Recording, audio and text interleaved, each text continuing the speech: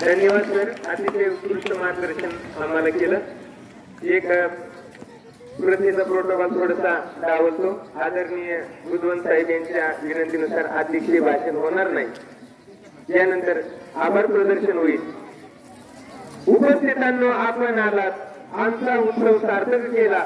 निमंत्रणाला मान देऊन प्रेमी आला वेळ काढून कृतज्ञतेच्या भावफुलांची स्वीकारावी आपण मला, स्वीकारावी आपण मला.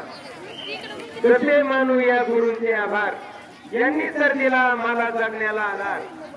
कसे वर्णन करू या अनमोल हिऱ्यांचे, शब्द अपुरे पडतील खेळवळ हृदयाचे. केदार पाटील सरांनी लगेच त्यांचं आम्ही आभार व्यक्त करतो. आभार व्यक्त करण्यासाठी येत आहेत आमच्या अहमदनगर जिल्ह्याचे जिल्हा आयुक्त, स्काउट गाईडचे जिल्हा आयुक्त आदरणीय चव्हाण सर. प्रमुख पाहुण्यांना मी विनंती करतो की त्यांचा परिचय एकच मिनिटामध्ये सांगतो की ते भारत स्काउट गाईडचे ते या शाळेचे स्काउट मास्टर आहेत. त्यांनी भारतामध्ये स्काउट मास्टरची अनेक ट्रेनिंग घेतलेली आहे आणि त्या ट्रेनिंगचा उपयोग शिक्षकांना तर होतोच, परंतु आमच्या विद्यालयातील सर्व विद्यार्थ्यांना, सर्व टक्क्यांना होतो. तर आदरणीय चव्हाण सरांना मी विनंती करतो की त्यांनी आभार प्रदर्शन व्यक्त करा. तणावाचे प्रकार आणि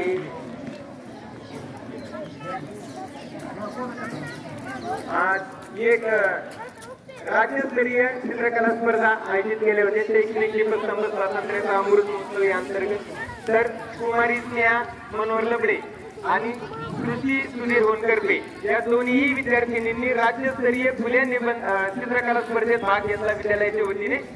आणि ती स्पर्धा मला एक थोडस शैक्षणिक दीपस्तंभाच्या वतीने संपादकांनी कळवली होती. तर त्या विद्यार्थिनींना मी तशा पद्धतीने फक्त आकार दिला. विद्यार्थिनींना मी निमंत्रित करतो की प्रमुख पाहुण्यांच्या उपस्थितीमध्ये त्यांचा सन्मान, त्यांचं प्रमाणपत्राचं वितरण होत आहे. दोन्ही विद्यार्थिनींनी व्यासपीठावर यावं.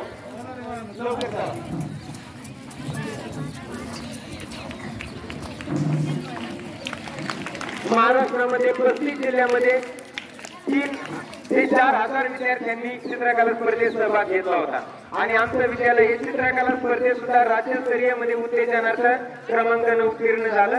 आणि त्या कलाकारांनी, त्या परीक्षकांनी जे आमच्या विद्यार्थ्यांचं कौतुक केलं, त्याच कौतुकाला आमच्या प्राचार्य बुधवंत साहेब आणि सर्व शिक्षकांची प्रेरणा या विद्यार्थ्यांना निश्चित असते. धन्यवाद.